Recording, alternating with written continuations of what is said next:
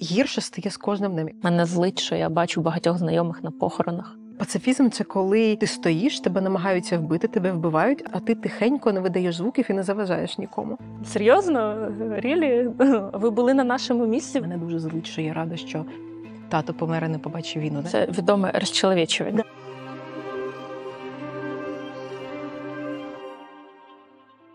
Привіт, я Марям. Я злюсь на Росію за те, що нічого не можу зробити для того, щоб мій брат бачив двома очима. Привіт, я Валя.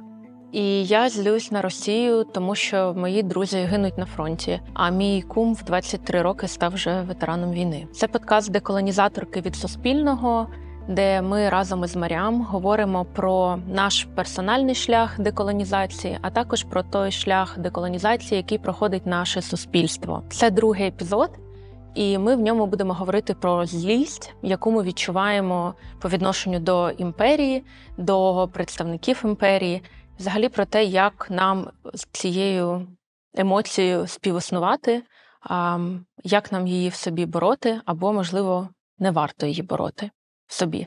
І почати ми би хотіли з того, що відчувати злість нормально. І відчувати злість на імперію, яка прийшла загарбати твої землі, це теж нормально. І це такий хороший старт для подальшої розмови про всі наші емоції, про нашу злість, яка в нас є, і про ті форми злості, які в цілому бувають в суспільствах, які борються з загарбниками, з імперіями, колонії, які борються з імперією. Да, я просто, чому взагалі, мені здається, тут важливо поговорити про злість, тому що ми з тобою весь час в кожному там випусках, взагалі, коли ми говоримо про деколонізацію, весь час говоримо про те, що це щось про любов, да, там, про якусь кооперацію, про те, як важливо, про цей елемент любові як об'єднання, да? І взагалі це почуття до ближнього. І я пам'ятаю, що я один раз, коли я теж про це подумала, це було, я читала роботу Нгугі Ва Тайонго, і він розповідав про те, що, про мову, він говорив про важливість своєї рідної мови, він розповідав, насправді там така цікава робота, бо він на самому початку розповідає, що це остання моя книга, яку пишу англійською мовою. Я, закриваю для себе мову імперії. Я більше не буду писати англійською мовою, надалі буду писати тільки своєю рідною, але я буду писати і комунікувати російською, англійською тоді, коли мені треба буде дати більше знання про свою націю, наприклад. І знаєш, там я читаю, він супер милий. Тобто там в нього такі, не знаю, там ніжні фрази про те, що там, не знаю, мова це якийсь елемент повивання. Взагалі, ти читаєш текст, і сам весь так дуже ніжний, дуже якось розповідає про те, як треба деколонізувати свою через мову, свої думки, який це поступовий процес. Там, що є мовна мова, говоріння на вулиці, є мова там інституції, як поступово треба звикати. Коротше, знаєш, він так, мені було легко читати, бо оці всі ідеї, що деколонізація щось миле, воно мені перегукувалось. А потім, і так вийшло, що я, його дочитала, і це був якраз момент, коли я дописала конспект, а там щось 20 сторінок залишалось. Я думаю, так, почну одразу читати наступну книгу, тому що в мене є час.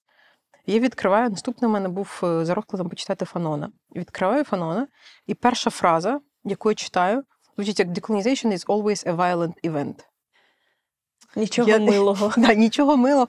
І знаєш, і весь цей попередній досвід, я сиджу, і я пам'ятаю цей контраст. Є якась роль злості. Оце одна з причин, чому ми взагалі сьогодні про це говоримо, тому що це важлива емоція, яку ми... Її багато, по-перше, да? І це важлива емоція, яку ми відчуваємо. Я тому хотіла про це поговорити. Фанон каже, що це обов'язковий елемент, це злість певна. Але якщо ми з тобою подивимось на те, з моменту здобуття Україною незалежності, як українці взаємодіяли з росіянами, то це відчуття, емоція злості, вона не була одразу сформована. Тобто вона в нас не виникла одразу за замовчуванням після того, як Україна здобула незалежність. Тим паче, якщо говорити вже так в деколонізаційному процесі, то ніби оцей момент ми, як держава, ми здобули незалежність, ми відділились від колишньої імперії, Радянського Союзу, і нібито відбувся цей розрив зв'язку, нібито. Але в результаті наша злість, вона виникає пізніше, коли ми, вже маючи незалежність, стикнулися з тим, що ми маємо її знов виборювати від країни, яка знов прийшла вже з агресією до нас, на нашу територію.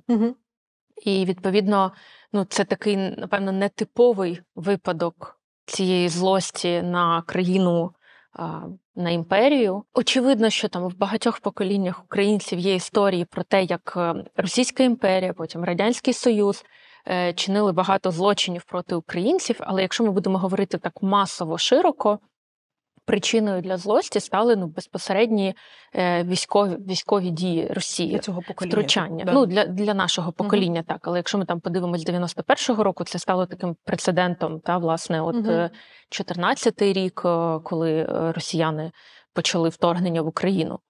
І це не типова, трошки не академічна така реакція на цей розрив зв'язків між країною, колишньою колонією і метрополією, якою була Росія в Радянському Союзі, і очевидно, що там в Російській імперії так само.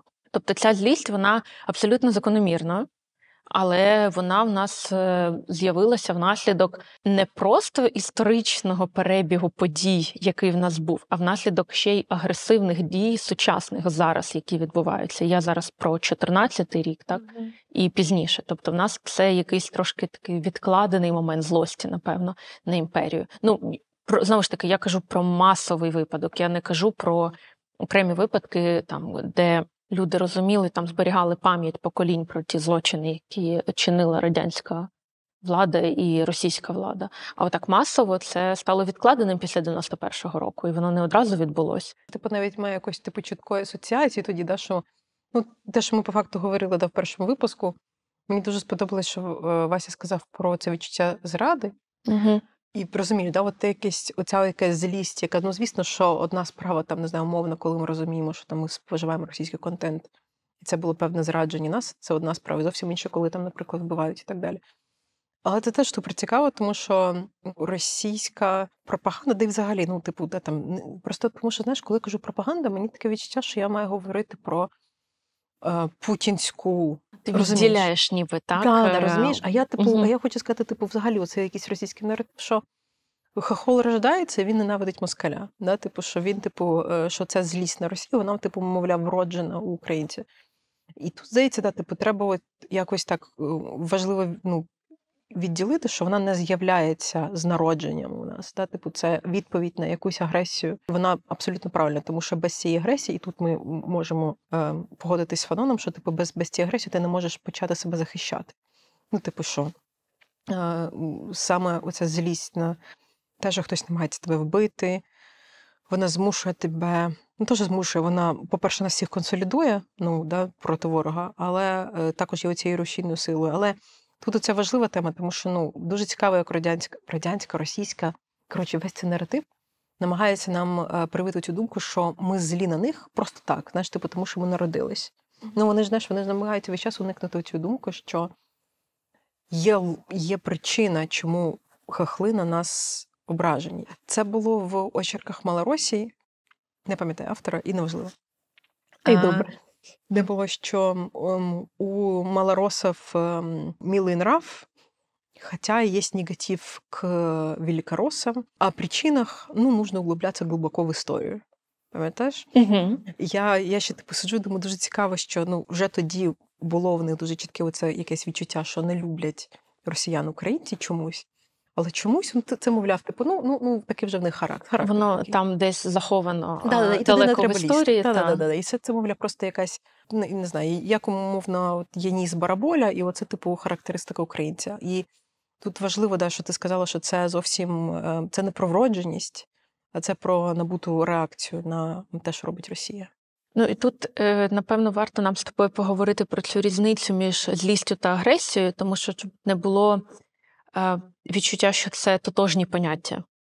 Тому що ми відчуваємо злість, так, це якась певна емоція, але коли ми говоримо про оцей стереотип агресивних українців, що українці агресивні по відношенню до росіян, це вже трошки йде підміна понять, і цим викривляється цей образ, тому що агресія, вона передбачає вже безпосередньо якусь дію, тобто вияв цієї емоції та злості.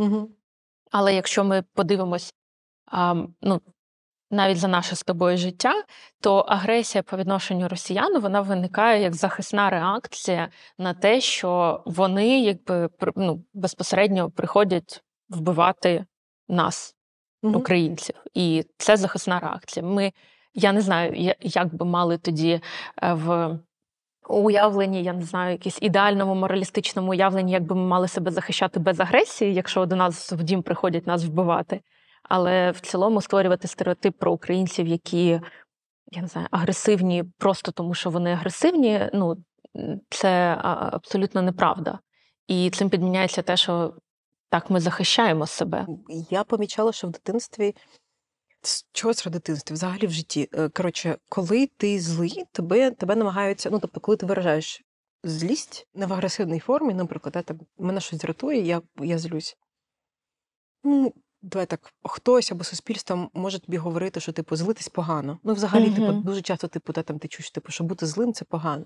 Коли Месію поранило, я зрозуміла, що, я дуже переживала і не знала взагалі, що як буде. І коли він вже був в більш-менш стабільному стані, я зрозуміла, що, це був дуже сильний стрес. І потім я подумала, скільки ж такого стресу для кожного українця Росія влаштовує. Тобто навіть якщо прибрати умовність, з цієї ситуації прибрати умовно те, що вони фізично вбивають, якщо ми просто лишимо стрес, як він зменшує життя?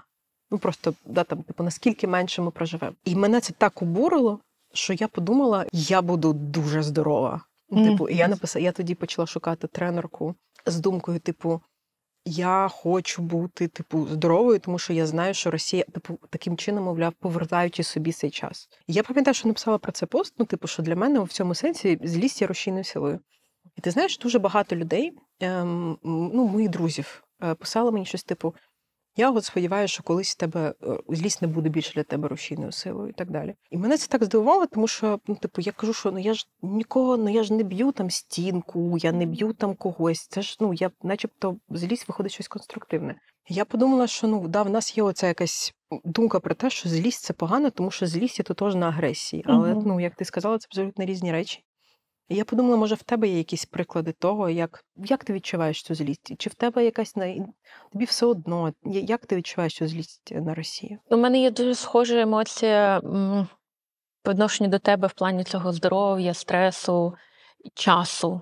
Тобто, певно, у всіх у нас були якісь плани не знаю, до 24 лютого 22 року на 9 ранку в мене був запис на подачу документів на візу в Британію. Мали їхати на футбол, мали їхати до друзів на весілля в Британію. Очевидно, я туди не поїхала. Добре, що заплатила трохи більше коштів, і мій закордонний паспорт залишився в мене, а не я його 23 числа здала завчасно, щоб отримати візу. І, тобто, ці якісь втрачені можливості, але це можливості, які я собі там планувала, звісно, я відчуваю злість. Це такий перший якийсь банальний рівень. Друзі, які загинули, обороняючи Україну, з якими я вже не зможу поговорити, на яких я не зможу позлитись, якщо я з ними не згодна. Це те, що Росія в мене забрала, і я не зможу це ніяк повернути. Здоров'я моїх близьких і рідних так само. Я не зможу цього повернути. Я не зможу... З багатьма людьми я вже не зможу спілкуватись, тому що ця війна теж показала, наскільки по-різному ми дивимося на цю ситуацію. І, можливо, дечому це, звісно, і добре, що ти розумієш, з ким тобі добре спілкуватись, з ким ні.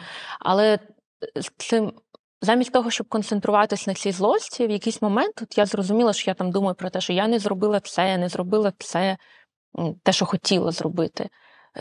Треба використовувати можливості і робити щось зараз. Під час повномасштабного вторгнення я дописала дисертацію. Я весь час це відкладала, тому що мені здавалося, що є справи важливіші. Я багато дуже працювала, і мені здавалося, що дисертація почекає. Але коли ти розумієш, що така, почекає чого? Тобто, які шанси, що це станеться? Починаєш цінувати якісь можливості проведення спільного часу з родичами, з рідними, з друзями. Мені стало, наприклад, трошки легше, напевно, якось структурувати це ставлення до Росії в цілому. Тобто, взяти якусь паузу для себе, щоб організувати ці думки. І навіть маючи академічні знання, все одно мені треба була пауза на те, щоб почитати літературу, все, щоб зрозуміти ці механізми того, як діє імперія. І на скількох багатьох рівнях вона впливала на моє життя. і на життя моїх рідних, взагалі на життя українців. Ця злість, вона десь я можу її конструктивно кудись спрямувати, а є речі, які я не можу контролювати. І мені дуже складно змусити себе не злитись на це. І я не думаю, що є якийсь варіант, коли я можу сказати собі просто, ну все, перестань злитись, все норм. Ну, банально, не знаю, я не виспалась після нічних обстрілів, і я злюсь через це, так? Угу. Ну, чи можу я поговорити з собою, домовитись, що не злись, це там з'їдає якийсь твій ресурс?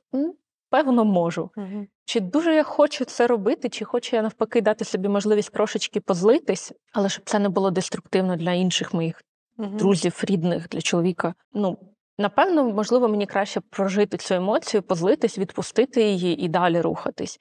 Тобто, мені здається, що чим більше ми собі забороняємо відчувати якусь злість, тим складніше, тому що вона накопичується. А питання в тому, як далі з цією злостю працювати, як взагалі цю злість розкладати на якісь конструктивні компоненти. Тобто в твоєму випадку це став похід там, спортзал, так само там, у мене це і харчування, тому що там, я набрала вагу внаслідок того, що я багато стресувала. І щоб скинути її, я вже сама з цим не справлялась. Мені потрібен був там, професіоналка, консультантка, яка б допомогла це зробити. Але, типу, це спроба якось з цим впоратись. Але, знову ж таки, мені здається, що зараз казати комусь з українців «перестаньте злитись», це якийсь, я не знаю, абсурд. Тобто, серйозно? Рілі? Ви були на нашому місці, ви знаєте, як це? По факту, ти взяла злість і перевела її в піклування про себе. Це ж звучить дуже, знаєш, здорово, класно, конструктивно і так далі. Але я розумію, що це дуже багато роботи. І взагалі, багато штук з тих, як ти, наприклад, реагуєш на щось, вони мені говорять, тому що інколи, наприклад, я відчуваю, що я хочу відкласти злість. Я не зараз позлюсь. Знаєш, треба позлитись колись потім. Але як ти сказала, що, наприклад, коли ти злишся, там, те, що не доспала через обстріл, що ти не виражаєш на цю злість або не зриваєш її на комусь з близьких. Просто я думаю, що якщо ти не даєш собі відчувати цю емоцію, то ти не контролюєш її вихід. Тобто, в який момент ти почнеш виражати це все назовні і в яку сторону. Тобто, наскільки ти там, не знаю, я зараз позлюсь, а потім піду щось зроблю для себе, або я зараз не позлюсь, а потім це все виліться на те, що знаєш, я все-таки про це, мабуть, скажу. Просто типове якесь обговорення було в Твіттері. І був коментар якийсь Павла Петриченка, який викликав у певної кількості людей в Твіттері якусь, тобто вони не погодились. І вони дуже агресивно на це накинулись. На наступний день Павло загинув. І це був для мене такий, приклад того, як люди, вони ж вилили її не туди, так? І я просто, і звісно, що я також розумію, що всі люди, які там, не знаю, зривали свої негативні емоції, відписуючи йому якісь негативні коментарі, не хотіли йому смерті, що абсолютно, звісно, логічно.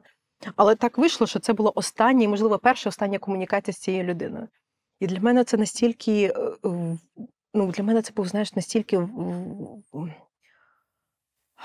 показова історія, наскільки це зараз все небезпечно, з тим, якщо ти не контролюєш, якщо ти не думаєш, якщо ти не дозволяєш собі чітко відрефлексувати цю емоцію, цю злість, куди вона приводить? Вона приводить до того, що останні слова людині, важливій людині, просто людині, може бути ось таке. І, знову ж таки, в мене я не була з ним знайома, я знаю, що для тебе і для багатьох моїх друзів це зовсім інша історія, але для мене це, знаєш, це такий просто яскравий приклад того, як злість може піти не туди. Це про те, що злість, яка в нас є, коли ми не можемо знайти її вихід, інколи воно виливається в те, що ці породжуються чергові хвилі срачів, які дуже часто, вони не несуть собі жодного конструктиву. Тобто є срачі, які там пов'язані з якимись, я не знаю, корупційними скандалами, з викриванням якихось корупційних схем, є пов'язані багато з культурними питаннями, але є такі, просто постійні накиди негативні один на одного, які насправді під собою не мають ні жодного ні конструктиву, ні бажання насправді якось допомогти, ні бажання включитися і щось зробити самому, а просто легкий спосіб скинути цей негатив. Тому що ти зайшов під анонімним ім'ям, написав коментар, І, можливо, там, відчуваєш в цей момент полегшення, що відбувається далі, вже може абсолютно не цікавити людей. Багато було таких коментарів, і багато людей писали йому коментарі. Він часто писав різні коментарі, але дійсно ти ніколи не розумієш, що далі станеться з цими людьми. І враховуючи, що Паша був на фронті, є багато людей, які знаходяться в цивільному житті, і в нас є там загроза ракетна, дрони, все інше, ми теж не знаємо, що станеться. І оцей легкий спосіб скинути злість тим, що написати комусь якусь гидоту, він, зрештою, приводить до того, що це таке стає дуже неконтрольоване середовище. І насправді тут же питання в іншому. Тут питання в тому, що чому ми направляємо злість саме на цих людей, і чи справді вони причина цієї злості. Часто це ми виплескуємо цю емоцію на своїх людей, не задумуючись над тим, що насправді причина цієї злості, вона інша. Тобто не ця людина, яка сидить з тобою в соцмережах, а недоспані ночі, стрес, загроза життю, переживання за близьких і рідних або перебування на фронті. Тобто це все причина, але ми не задумуємося над цим. Я згадала цю фразу. Коротше, я щось, знаєш, ти теж говорила про Фанона і не сказала. Назва глави, яку я читала, називається про злість, про агресію. І тут в нього я зачитаю цю цитату. Він говорить про те, що у колонізованих людей завжди напружені м'язи. Тобто, звісно, що це метафорично, але що вони завжди стиснуті.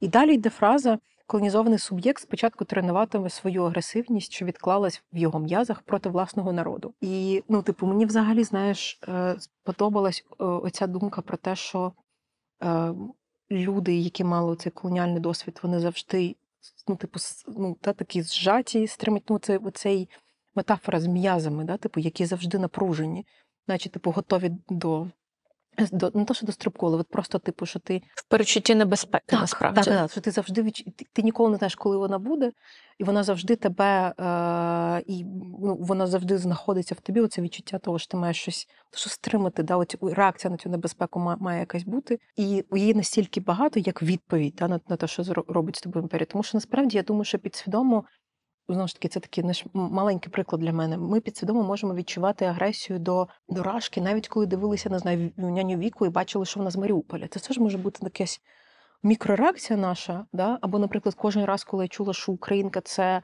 там, не знаю, якась повія у фільмах, звісно, що це викликало в мене, певну таку реакцію. Агресивну, якого чорта. Але, як каже Фанон, не тільки він, насправді, що, що ми в першу чергу, оскільки в нас немає цієї можливості дати відсіч імперії, не тому, що не через наші якісь, характеристики, справи не в цьому, справа в тому, що у імперії просто більше ресурсів, більше зброї і так далі, і ми не можемо дати відчість і виразити всю цю злість за наслідки всіх цих болей, що вони зробили. Але нам треба кудись виливати, і як вихід з цього ми просто виливаємо на одне одного. Але це ще, насправді, це ще ж інструмент для імперії, щоб підтримувати цю напругу всередині колонії.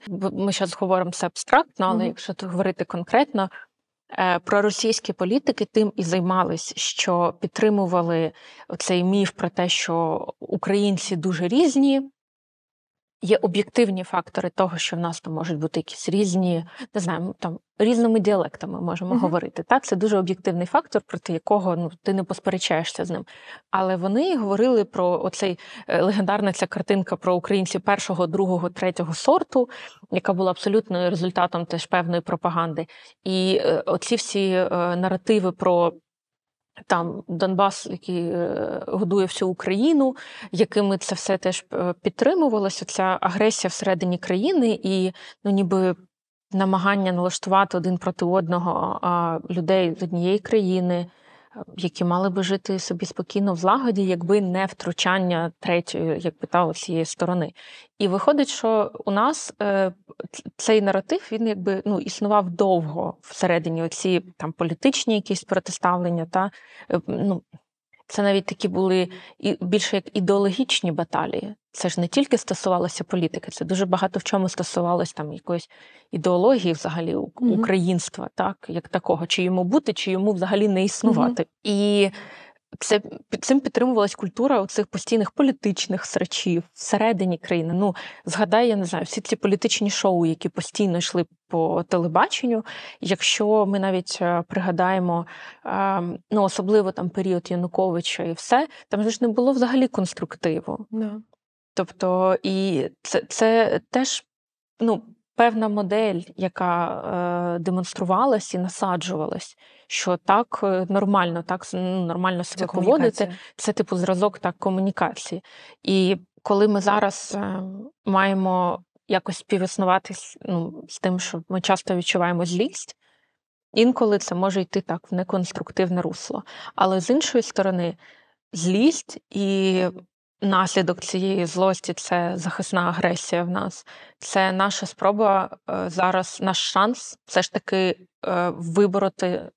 знову вибороти нашу незалежність. Тобто без цього ми не можемо цього зробити. Без цього ми не будемо мати свободу в своїй же країні. Якщо ми зараз не протиставимо Росії цю агресію і злість, яка, очевидно, є відповіддю на дії Росії. Тому що я щось не пригадую, щоб українці нападали на Росію і хотіли щось забрати у росіян. Може, я погано вчила історію, звісно, але щось я не пригадую таких епізодів. Так, слухай, це правда, тому що для того, щоб захистити себе, та типу умовно українець, якщо ми будемо говорити знову дуже абстрактно, він має бути готовий дати відсіч, агресивну відсіч росіяну, який тебе намагається вбити в цей момент. Якщо ми подивимось на те, як реагує, не знаю, там, умовний західняк, умовний. Коли кажу західняк, звісно, що маю на увазі наших західних партнерів.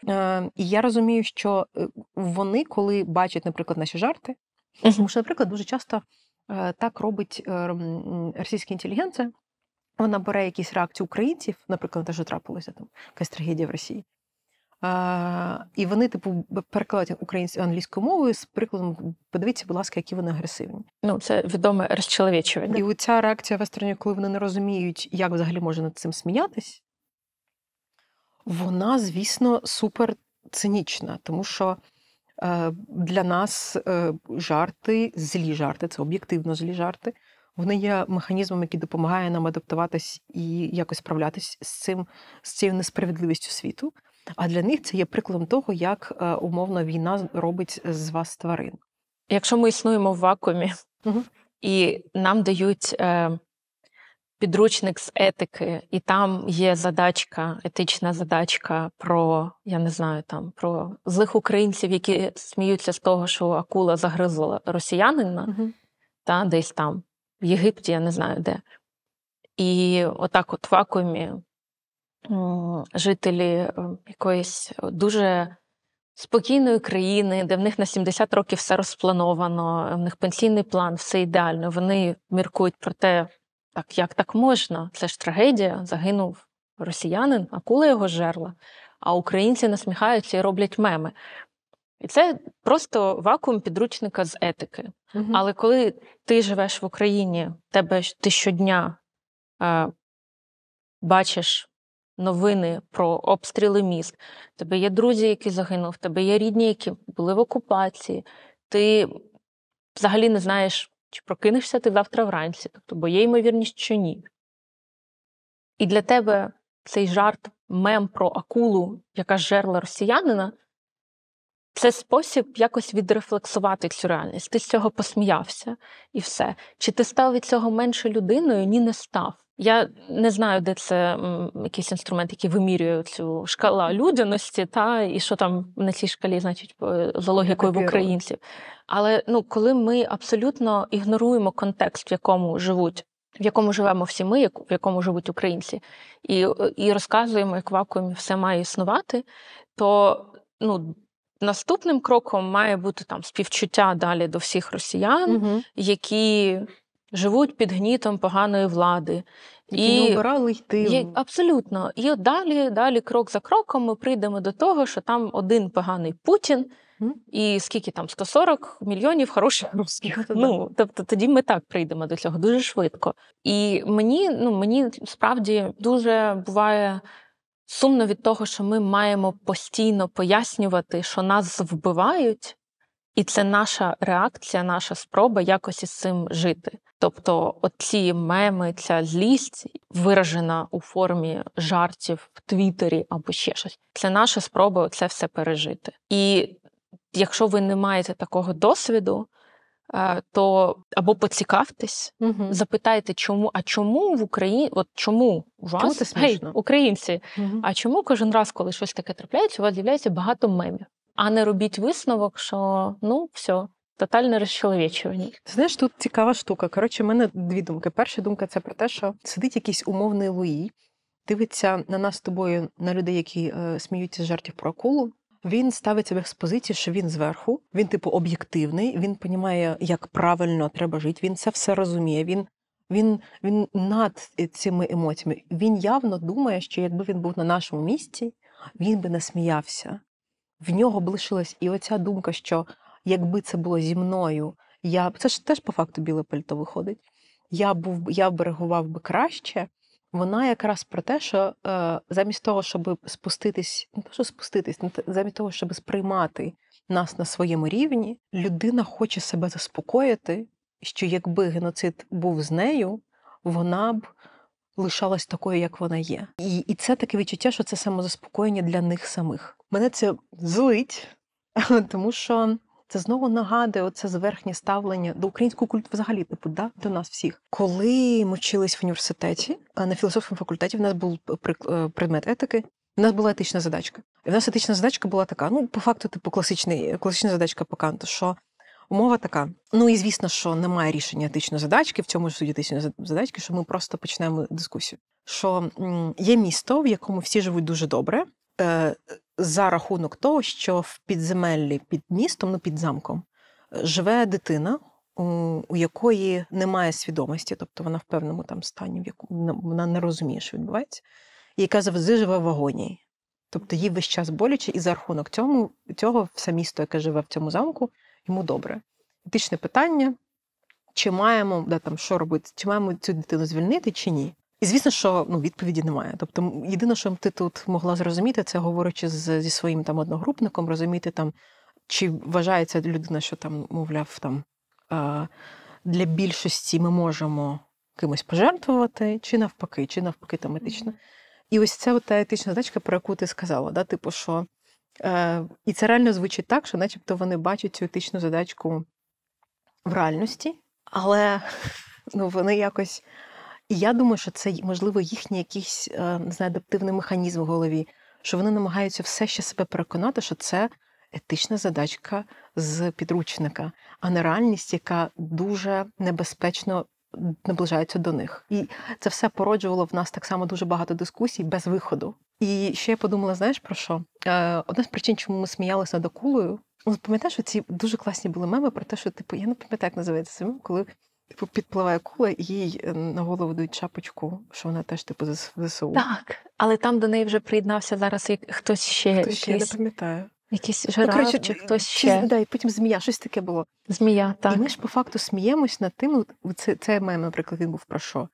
Про те, що нам так не вистачає допомоги. Що в нас є ще один союзник. Да. Акула. І в цей момент, хочеться просто сказати, що, можливо, ми б і не сміялися такими жартами, якби в нас було достатньо допомоги.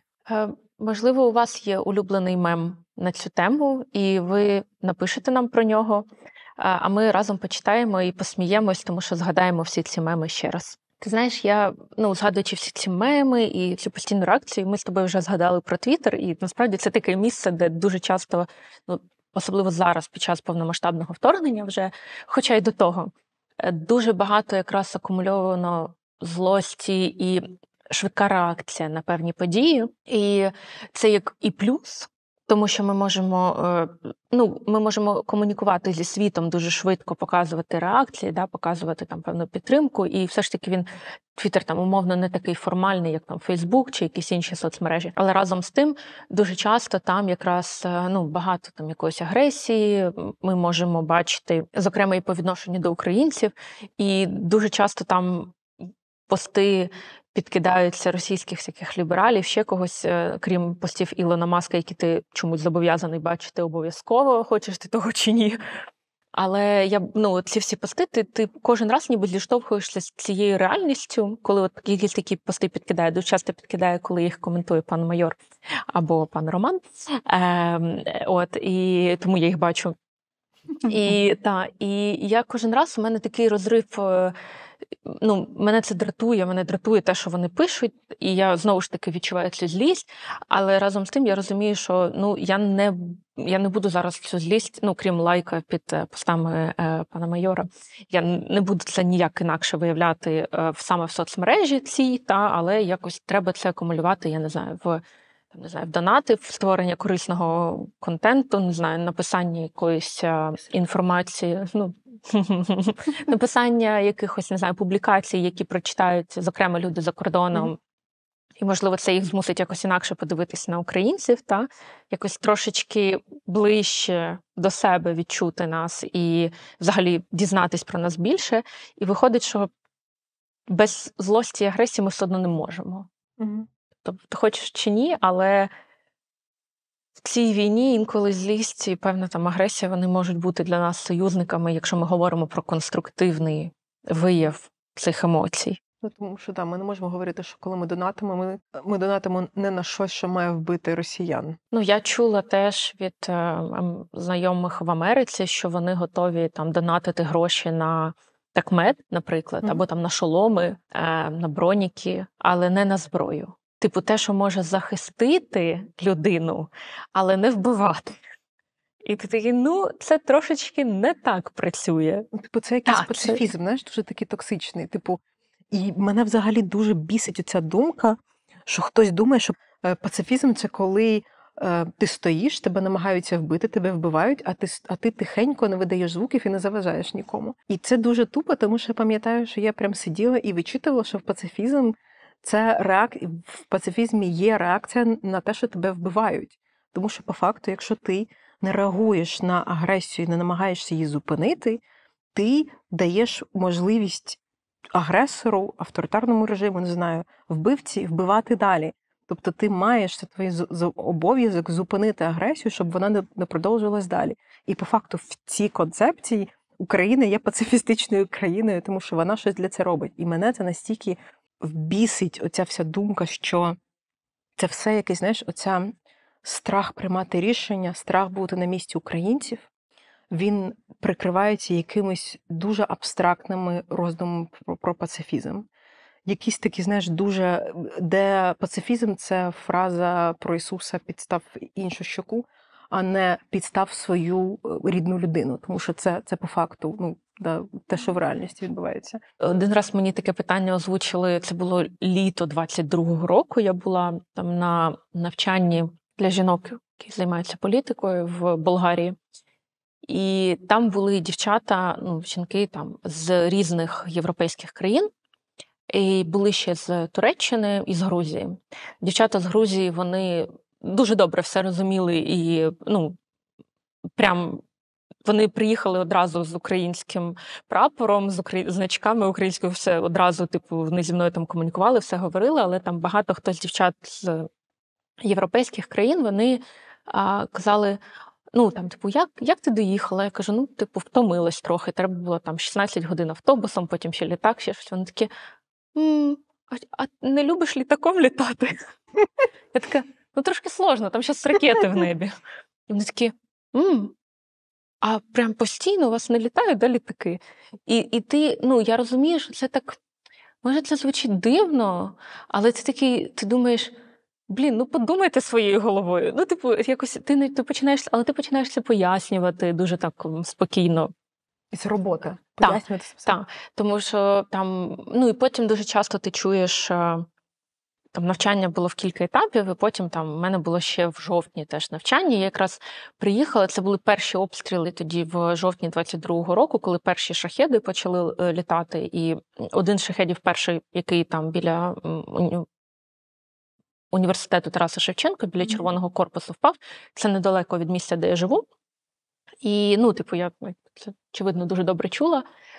І от я приїжджаю, і там у нас іде навчання, і вранці обстріл Києва, і мені приходять сповіщення, в мене тут всі рідні, вдома, все. І я трошки трошки переживаю, нормальна реакція.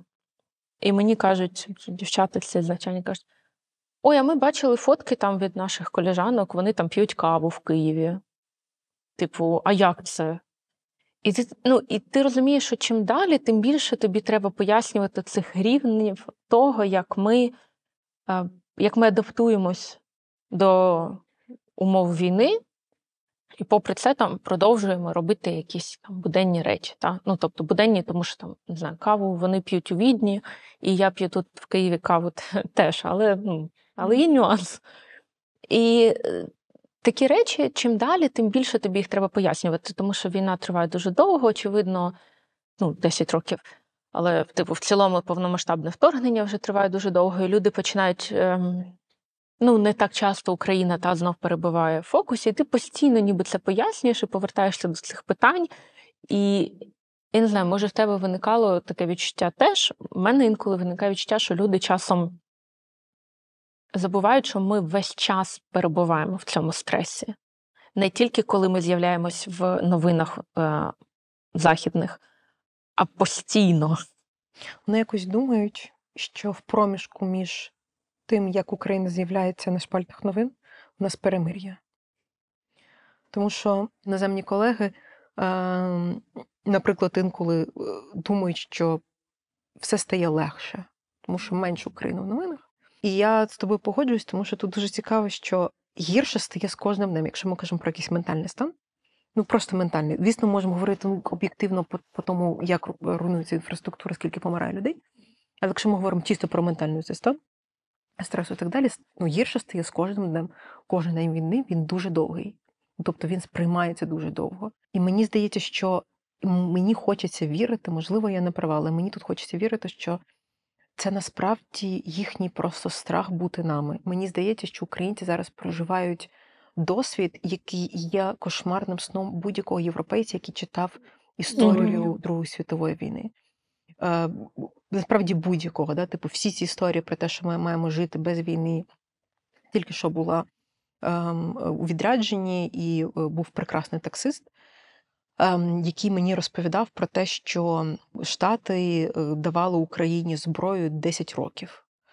І я думаю, дай Боже, що вони давали насправді нам зброю всі 10 років, і я пояснюю йому, що це не так. І так вийшло, що він мене підвіз, я просто сказала, що мені здається, що ви виправдовуєте дії Путіна, тим НАТО, якимись тими розмовами.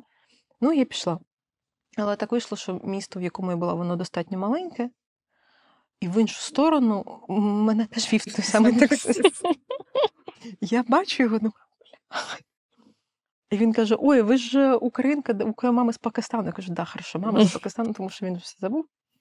Я сиджу, я сподіваюся, думаю, може він зараз не буде говорити, але він сідає і каже: я не мав на увазі виправдати Путіна. Думаю, ми все-таки продовжуємо цю розмову. Він починає далі якось пояснювати.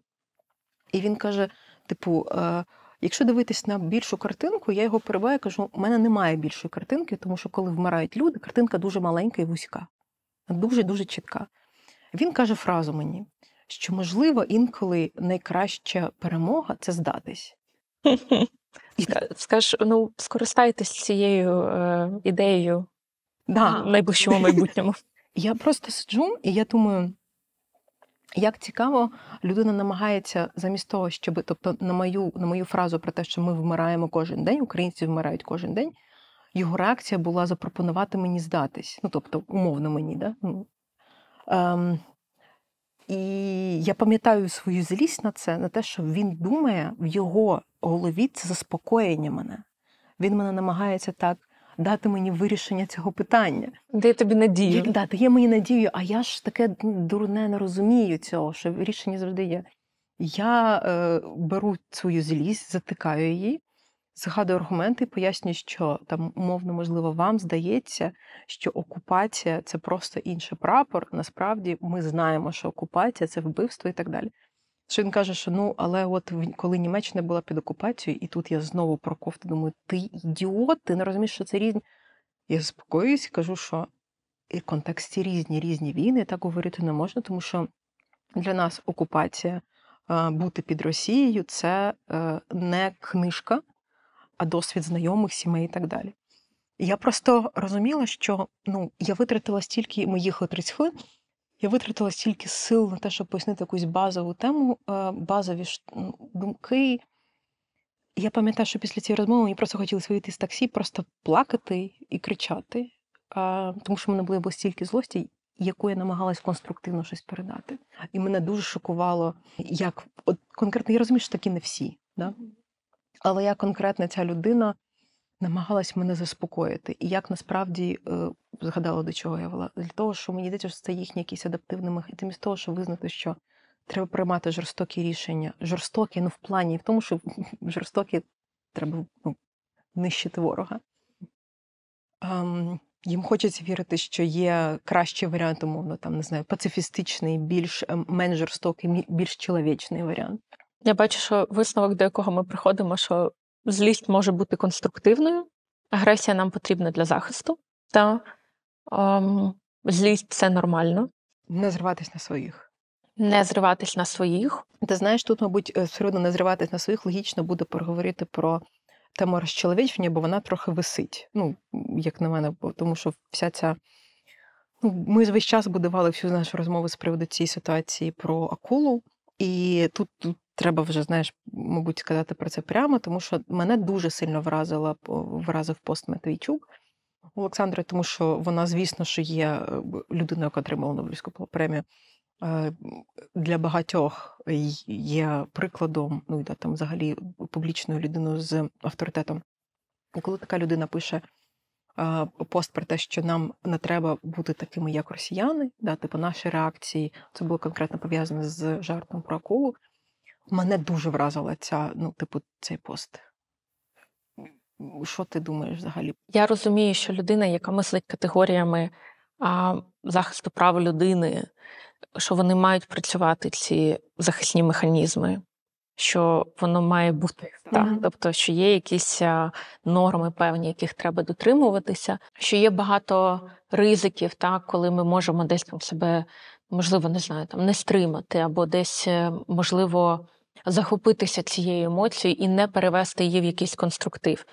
Але в моменті, коли це відбувається, мені здається, що ми відчуваємо як суспільство так багато болю, що така критика, такий пост від своїх, він сприймається дуже болісно. Тобто дуже складно в цьому далі шукати конструктив, тому що хочеться, щоб люди, які поруч з тобою перебувають в час війни, вони тебе розуміли. І, можливо, аналіз, знову ж таки, того, чому українці так сміються з ситуації, які відбуваються з росіянами на війні, чому взагалі ми так реагуємо мемами, все. Можливо, це потребує якогось глибшого і довшого аналізу, а не такої реакційної публікації. Тому що це теж була реакційна публікація. Бо я насправді тоді подумала, тут насправді те, що ми з тобою обговорили, злість як емоція, вона не контрольована, агресія контрольована.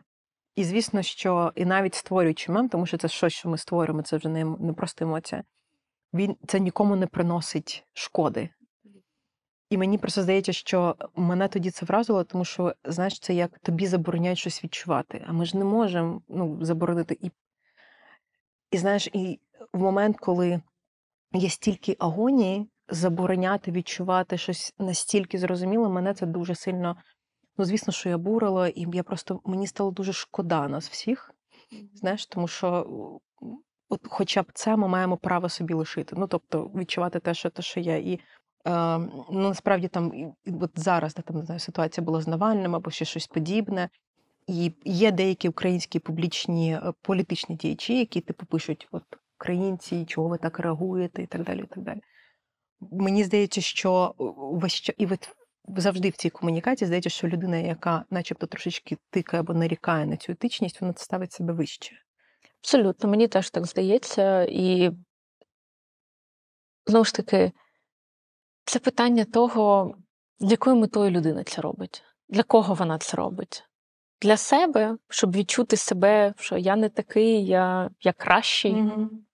Чи для того, чи людина щиро вірить, що це там не по-людськи, я не знаю. Тобто це кожен окремий випадок, у людини окрема якась мотивація. Є випадки, коли це просто політично вмотивовано, людина хоче отримати собі якісь політичні плюшки, А є випадки, коли люди щиро в це вірять, щиро в цьому переконані. І це складніше, тому що це потребує якоїсь іншої розмови, іншої зміни. Тому що там політичні плюшки – це абсолютно річ, на яку ми не будемо впливати. Це вибір людини, там якийсь для того, щоб будувати свою кар'єру. Ми можемо це засуджувати, але в цілому людина цей вибір робить свідомо, вона усвідомлює, що вона пише, як вона це робить. Коли людина мислить справді такими категоріями, дуже моралістичними, і справді думає, що там, не знаю, реакція українців на смерть Навального – це там не по-людськи, то це складніше. То виникає питання, окей, як ви тоді вважаєте, як це має бути? Що ви відчуваєте? А чому ви не відчуваєте, що це окей? А що вам в Навальному тоді подобалось? Якісь такі речі. Мені здається, що це ж дуже має багато рівнів. Знаєш, мені ще здається, тут про, якщо вже говорити, треба поговорити також про Папайку. Вона тут з нами в цій кімнаті. Так, Папайка точно з нами. Я думаю, знаєш, можливо, я просто додумаю зараз, що це, можливо, якесь ще таке бажання вірити, що ти щось контролюєш. Що, умовно, я та сама людина, що і до геноциду, що от в мене мають бути такі самі реакції на смерть людини, як і до геноциду. І що ти, мовляв, хоча б щось контролюєш, і ти намагаєшся зробити вигляд, що війна, геноцидна війна, насправді не змінила тебе назавжди. Тому що оце приймати, тому що, є якісь речі, які скільки б років не пройшло, воно назавжди в нас залишиться. Типу, жарти про мопеди і шахеди, про звук. Це навряд чи щось, що колись хтось з нас забуде. І визнати, що... Тому що, знаєш, коли щось відбувається весь час, в тебе немає оцієї, знаєш, мені здається, що тут просто логічна оця для мене аналогія, просто смерть людини близької, вона достатньо дуже чітка, якщо уявити собі лінію часу, вона дуже чітка. От є час до і після, і там смерть, умовно, займає, 10 секунд. І от є життя до 10 секунд і після. І воно різко змінилось в ці 10 секунд. З війною, яка триває так довго, набагато важче зрозуміти, коли ти так сильно змінив, що тебе так сильно змінило, яка ситуація тебе змінила. І мені здається, що набагато важче зрозуміти і визнати, що мене змінило це все. І це і страшно. І це що ми вже не контролюємо. І це вже трохи, звісно, що про іншу тему, але я просто подумала, що, можливо, це більше про те, що не хочеться вірити, що війна насправді нас всіх змінює достатньо радикально. Всіх відносно по-різному, звісно, але... Як і будь-який такий травматичний досвід. Тобто, бо ми навряд чи зможемо відкатитись назад і сказати, цього не було. Все. Цього не було.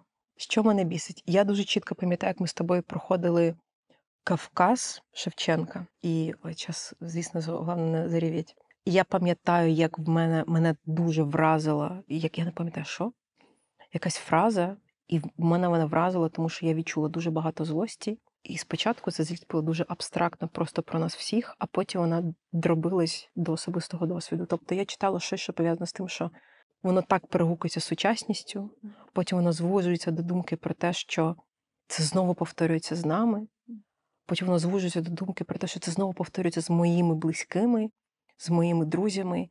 Скільки можна, скільки це буде повторюватись, чого ніхто нічого не може з цим зробити, допомогти. І я пам'ятаю, як мені хотілося плакати, тому що я відчувала, що через оцю якусь циклічність відчуття, що це не можна ніколи зупинити. Оце якась така злість. Якщо говорити на якісь таких дуже базових штуках, мені б хотілося, щоб цього подкасту у нас з тобою не було. Ми просто сиділи на кухні і говорили, не знаю, там про колір сукні, яку ти будеш обирати на весілля, наприклад. Мені боляче, що Росія забирає в мене цей досвід. Мене боляче, що Росія забирає у нашого з тобою покоління, якщо ми говоримо про якийсь особистий досвід, розмов про дітей. Тому що я прям відчуваю, знаєш, з кожним другом і подругом, що це тема, яку всі так, це на потім, це не на зараз. Мене бісить, що, звісно, мене бісить думка про те, що ми, брати, пережили 3 війни, і що для мене в сім'ї тема війни це стає якась такою звичайною історією. Мене дуже злить, що я рада, що тато помер і не побачив війну. Знаєш, я б ніколи в житті не подумала. Тебе розумію. Я маю так само, я теж. Мене злить, що він її не бачить. І ти думаєш, що Я взагалі ніколи б не подумала, що я буду рада, що він помер. Тому що це формулюється ось так, знаєш, якщо дуже цинічно. Мене злить, що в той час, як російські інтелектуали пишуть статті, наші з тобою інтелектуали йдуть на війну. А потім чомусь в них великий доробок інтелектуальний, а в нас ні. Мене злить, що в нас забирається весь час. Мабуть, це найбільше, що мене злить. І наш з тобою особистий час просто як людей. Твій як подруги, мій просто, що я взагалі маю про це думати. І нас, всієї України. І це, мабуть, якщо так сформулювати, що мене злить найбільше. Так, час. Час – це те, що, напевно, найбільше тригерить в злості. Тому що ніхто не поставив на паузу життя. Весь світ живе зараз життя. І ми його живемо теж під час війни. Але воно інше. І потім нам ніхто не дасть можливість прожити ці роки наново, я не знаю, з подорожами, з дітьми, не знаю, з спогадами, з рідними. У нас його не буде. І від цього і злість, і сум водночас. Мені сумно, що ми не можемо зараз всі святкувати будь-що так спокійно і легко, як це могло бути раніше. Тому що будь-які якісь зустрічі, святкування, воно накладає все одно цей відбиток війни. Або, якщо ми говоримо про якісь масштабні святкування, щось таке, ти вважаєш це недоречним, ти розумієш, що зараз не до того. Хтось з друзів не може прийти на зустріч, тому що вони на фронті, або виїхали, або взагалі знаходяться в окупації. Мене дуже злить, що я не можу побачити зараз ті міста, які знаходяться в окупації. Мене дуже злить, що я вже дуже довго не можу поїхати в Крим. І насправді мене дуже злить, що помирає дуже багато людей, і я персонально не можу це зупинити. Очевидно, я можу робити якісь речі, які можуть допомогти збирати на зброю, тобто донатити, я можу робити якісь збори, ще щось. Але отак зупинити це в один момент я не можу. Це не підвласно мені. І я опиняюся в ситуації, коли я маю якось з цим співіснувати. І маючи друзів, рідних в силах оборони, ти постійно думаєш про це. І мене злить, що я бачу багатьох знайомих на похоронах. Я думаю, що ми маємо спокійно визнати те, що війна не змінює. І що колись мені здавалось, наприклад, що я не буду настільки злою і так далі, це вже не про мене, я вже не та людина. Мені треба спокійно ці зміни в собі приймати, тому що мені треба орієнтуватися на те, що я можу робити, які вибори, що я можу робити з цією емоцією, яка в мене є. Мені треба точно пам'ятати, і це я з собою, домовилась, що коли це йде мова про інших українців, я намагаюся себе свою реакцію намагаюся трошки зупинити. Тому що я розумію, наскільки легко хотілося б просто вилити емоції, але тут я прям собі чітко кажу, що я собі забороняю. Знаєш, я не кажу це робити всім, тому що всі різні.